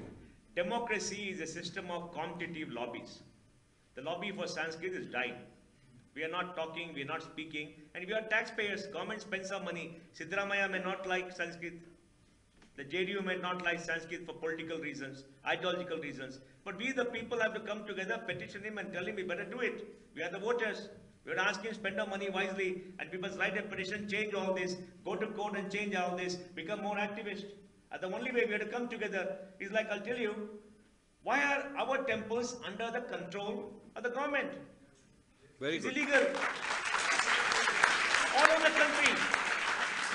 And the law is, freedom of religion says subject to public order. And public order also in the court decision says you can take control for public order for a limited time. But government had made it permanent time. And let me give you some data, which is shameful. Tirupati has 7,000 crore bank deposits. 7,000 crores. Why are they keeping the money? They must send it for culture, for Sanskrit, for schools, for colleges. And in the foothills of Tirupati, evangelicals are converting people, coming to Tirupati and doing it. And they've got 7,000 crores in the bank. What is the value of 7,000 crores? Why are we keeping quiet? Why are people keeping quiet? Because you have lost control. You're not writing, you're not lobbying. Let's get a lobby. You must get a lobby, write petitions, make it public, fight, march on the street, go to the media, automatically things will change. That is the power of democracy. Very good. My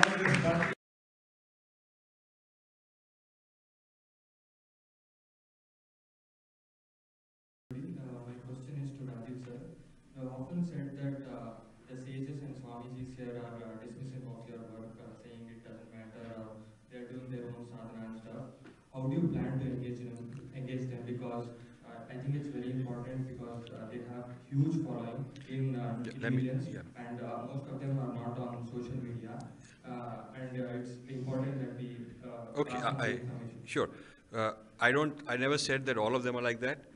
In fact, some of my best supporters are Swamis, and in Bombay, we are doing an event at Chinmay Mission. Chinmay Mission in Washington has invited me many times. Canada has invited me many times. On the 24th, Sri Ravi Shankar is launching this book in his headquarters, this same book. I have several, Swami Dayanand Saraswati was a great friend and mentor, and helping me all the time and having me come and teach his sadhus. In fact, classes when they were becoming sadhus, I would be invited to give workshops there. So I could go on. ISKCON, a lot of friends in ISKCON were inviting me. So I don't think it's a universal statement.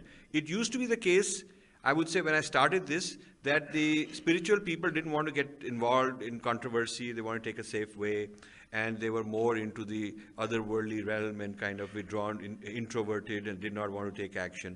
I think what changed is I was brought into those movements as a speaker by the constant lobbying of the consumers.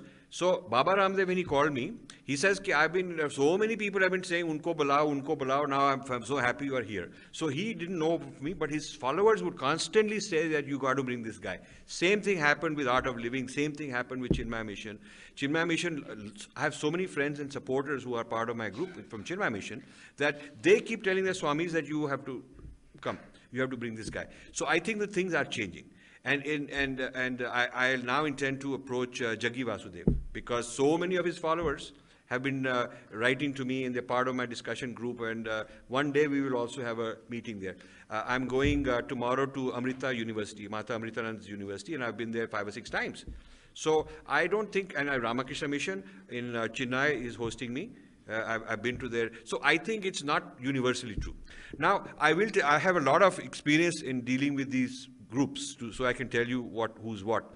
So a group like Ramakrishna Mission is not a uniform policy. In one center, one matha, they may really want me, like Swami Harshanandji in the center here. He's 86.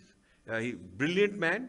He endorses every one of my books. He's going to inaugurate the workshop I'm doing on the 19th. He's going to sit there. He's totally on my wavelength, always encouraging me. Yet, when you go to some other Ramakrishna Mission areas, they don't want to touch controversy. They don't want to get involved in these things. They think it's not their business. So, even within the same Ramakrishna Mission, you'll see different people taking different views. Similarly, in Chinmaya Mission, different people taking different views. So, I think we are entering these spaces.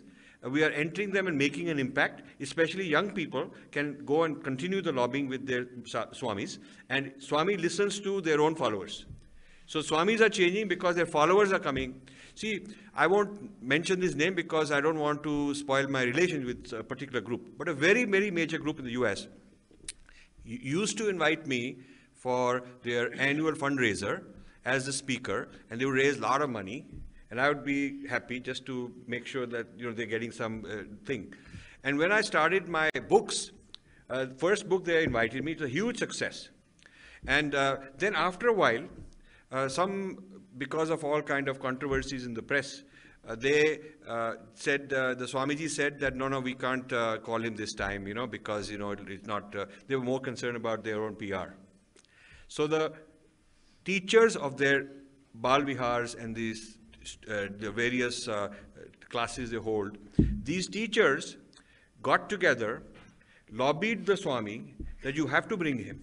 So they then wrote a list of questions that their children have, which the Swamiji and his curriculum do not talk about. And they said, our curriculum is limited to certain kind of spiritual discourse, but these are problems and issues about Hinduism that we need. And this guy is talking about it. Our people are not talking about it. So if you don't want him, then you have to teach all this. So they won the debate. So I was invited by the Swamiji because the people wanted it. So we are changing things now. We're changing quite rapidly.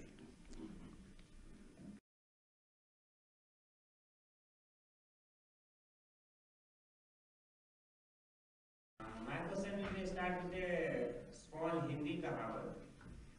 हमें तो अपनों ने ही लूटा, गैरों में कहाँ दम था, जहाँ हमारी किस्ती डूबी, वहाँ पानी ही कम था. Good. Friends, this is a very, very bitter kind of reality that in the Hinduism itself we don't have a common unity with which we can go with a common interest. This is what I think sometimes that actually prevails us. Once, if we get the unity, if we get interest in our cultures, if we able to know that, I think we can make a long impact, sir. Because what I feel that, see, even in a small village, I can find a Christian missionary school, but I don't find much Vedic schools that are teaching so much things with the science and things. And second is that most of our controls are under the Western media, Western channels. They decide what news to publish. So how can we control ourselves, our own country, Please give me the answer. Arey Bhaiya, you have to understand what a civilization is. Our civilization is a polytheistic, heterogeneous civilization where there are multiple views. There cannot be one single view, one Ramayana. Not acceptable. Because one Ramayana will lead to dictatorship of the mind. Will lead to monotheism. You could have control. You could have a central organization. You could do many things. But you will lose the soul of human existence, the freedom of thought. There will be dogma. So our civilization is multiple use, freedom of expression to the ultimate nth degree. So we must cherish this. So we must join on large issues. On interpretations, we can disagree. But we must join on civilizational issues as Indians. Yeah, that's what. But you've got to be careful when you pose the question. We cannot have one single monotheistic organization which is going to tell us what has to be done. In fact, in North India, they want to say only the Valmiki Ramayana, the Ramayana some people are promoting is not acceptable. You understand what I'm saying? Yeah. Please cherish this. This is the most important thing why we have lasted as a civilization 5,000 years. Everybody has died. We have lasted and we will last because ultimate proof is open system. We're open system. Closed proprietary system die. Open system karo. Cherish it, please. See, I'll tell you, let me tell you. My view is that since I go and talk to all kind of sampradayas and paramparas of Hinduism, I never interfere with their spiritual interpretation, their ritual, who's their guru, what is the symbols, kya kapda dalte hain, kya karte hain. I want to respect all of them. Whoever I go to, I bow before them, I go to their mandir, I comply with whatever their protocol is, I respect every one of them. The way what I want to unify them is external affairs, not home affairs. What they're doing internally, they should keep doing. But how do we tackle the rest of the world? We can have a united front. That is where we need the unity. In the bedroom and the boardroom. Yeah. Right. Second thing, like our education system to what the media, everything is in the control of this Western kind of people. So how can we make control on us? अरे भैया अभी free है, आप ही लिखो, आप ही बात करो, सब आ जाएगा, organize करो, that's all. Please करो. आपने कितना बार लिखा है? How many articles have you written about your views? How many Twitter things have you done? How many blogs have you written? Write more. Collect group of people, 10 people, 20 people, 30 people, put some money, do something, organize. They're organized, you're not organized, organize. See, the idea should win.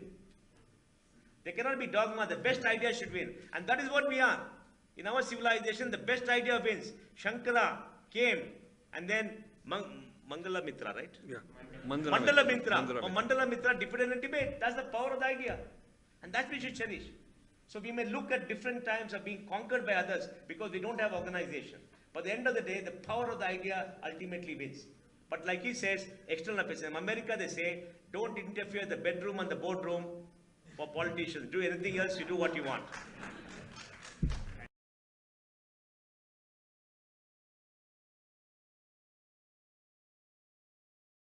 Namaste, respected Rajiv ji, Mohandas ji, and everyone here. Thanks for the opportunity for question and answer session.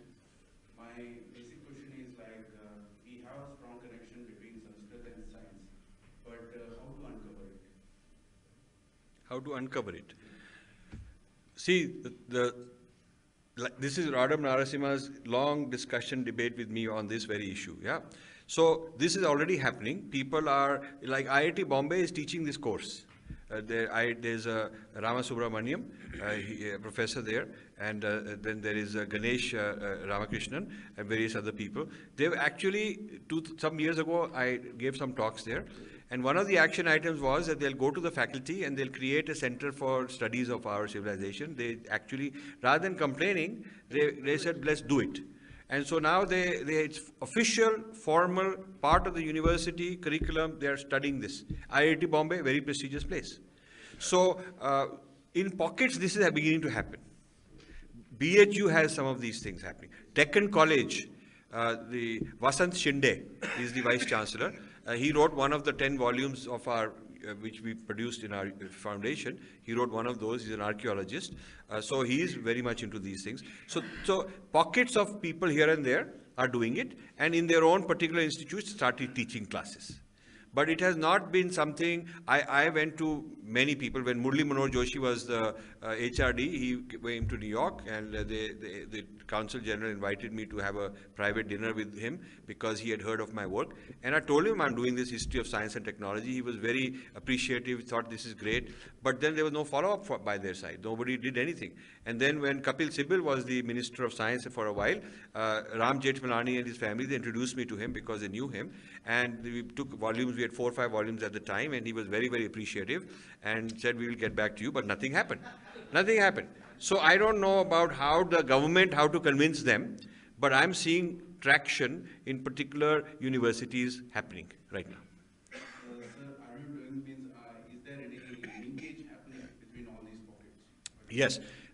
We used to have funding. Every year, my foundation used to hold an annual conference on history of Indian science and technology. We had them in 5 or 6 different places, kept repeating, including one in Deccan College, including in Delhi, and in 5 or 6 places we've had these. Jaipur, we had one. So we just stopped doing it because we just didn't have the funding to continue. But we were bringing more and more people who are on this wavelength together every year, and then they would learn from each other, and then they would go back to the university, start teaching it. Now, Indus University in Ahmedabad has signed a collaboration with our foundation. They want to revive this. So they want to revive. Last year we had, after a gap of many years, we had a conference on science and history of Indian science and technology to bring all the to network these people together. Thank you so much. We should have in Bangalore, Rajiv. I would love to. Mohandas-ji, I would like 1 minute. Rajiv, I think we should have in Bangalore. We'll arrange the funding for you. If you arrange the funding, Annually, a history of science and technology. Do it. In the ISC. If ISC agrees, we'll have it here. you do it. If you get the funding, we will do it. We have the talent. We have people who've done this work. We have about 200 Indian scholars. I'll tell you 2 things we have created. I can say that. First was a field called Indian psychology. We've created. Is there Indian psychology also? I thought only Freud wrote psychology. No, the psychology, Indian mind, the Indian theories of mind. Like Indian mind also. Indian mind also. India mein mind bhi hai, but theory of mind bhi hai. What happened is, IIT Kharagpur, when they were celebrating their 50th anniversary, they applied for a grant to sponsor one of the many conferences they wanted. And the one which attracted my interest was mind sciences. They had a conference called mind sciences. So I said, I'm interested in this, send me details. But the details they sent me, all Western theories of mind. Freud and Jung and this one and that one, those kind of things. So I wrote back that I will sponsor the conference if at least one panel is on Indian theories of mind. I got a very nasty letter saying we are not saffron, we are scientists, as this kind of thing. I still keep it, and the lady who sent it now turned around to our side, and she's championing the kind of work that we do, and every time I meet her, I kind of remind her of this. So, how I turned it around. I knew they have inferiority complex, and if I get white people, they will accept it. So I went to one fellow who is a Sri Aurobindo follower in the United States to write a proposal on Sri Aurobindo's theory of mind, one Buddhist guy, Westerner, one Patanjali Yoga Sutra, one Kundalini. I got 4 or 5 Westerners from various places to write an abstract and proposal. I told them, this is your payback time to the mother civilization from which you've learned. And now you should pay back by going there. I'll fund you, but you go there and talk and tell them who was your guru. Don't try to do mumbo jumbo that this is Western thought. Don't appropriate it. Tell them the Indian source, who taught you, how you are practicing it, how you're teaching it to Westerners, and it is benefiting them. So this panel was instantly accepted because it's white guys. And then Kharagpur mein, jab this conference happened, they all got standing ovations. And so then suddenly people from the audience started inviting them to Kerala, to inviting them to Pondicherry, the Indian psychology departments. Indian psychology. Because now it was legitimate to talk about it because the Westerners were saying things. So it must be good because Westerners are saying it can't be saffron. So Westerners helped me convince the Indians to allow these things. So we did series for 7, 8 years. We did one conference after another. We created that. In that context, I met several people from Bangalore also.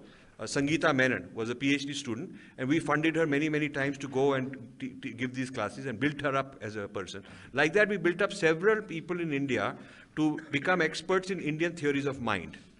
And after about 8 or 9 years of doing that, now there is a group who meet once a year.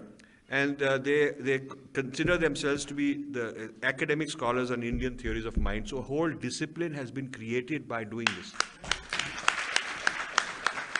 And the second one is history of Indian science and technology, where we are playing a role. These two areas, we can say we've done some pioneering work with some effect.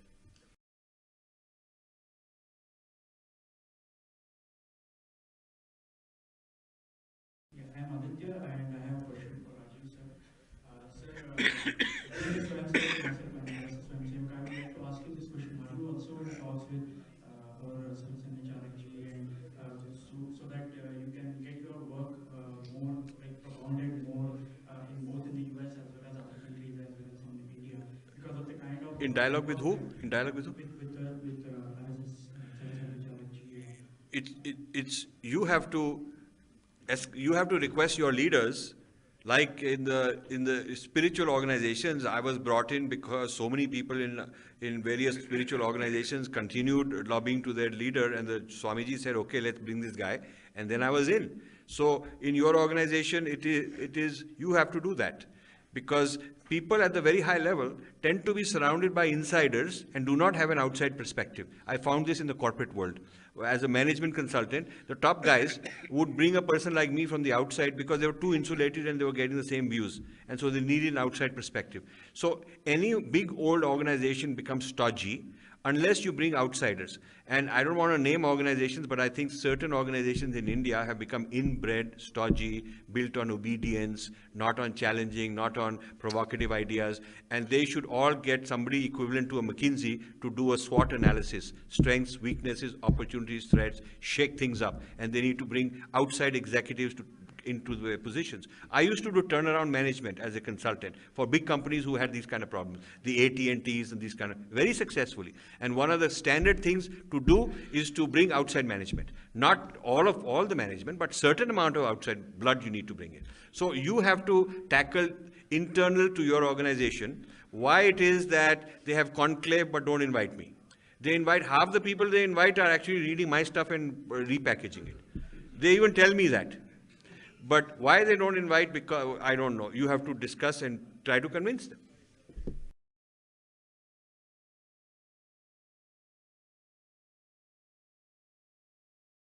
Yeah, do you see a panoramic view of the opposition to Sanskrit, or it's only the Charvakas or the atheism? No, the politicization, as he says, the politicization is because of a lot of lobby groups. And the lobby groups each have to find a cause and to differentiate themselves from others and create victimhood, that mere ko usne victim kar diya, unki galti hai. So this victimization is a powerful weapon. Of course, it's divisive, but this is what fuels the politicians' agenda. Now, countering this is Sanskrit Bharati. I was in the morning at Sanskrit Bharati, very impressed. We had 400 people there, standing room. And I said, how many such groups do you have in India? They said 500. 500 groups in India. So if you look at the number of people they're teaching, how rapidly they're growing, grassroots, poor people, it's very amazing. And they told me that some of the biggest successes of Sanskrit Bharati is in the slum areas. It's in the Dalit communities. It's in the very poor people. They want to learn Sanskrit. So this business of Sanskrit being elitist is being challenged.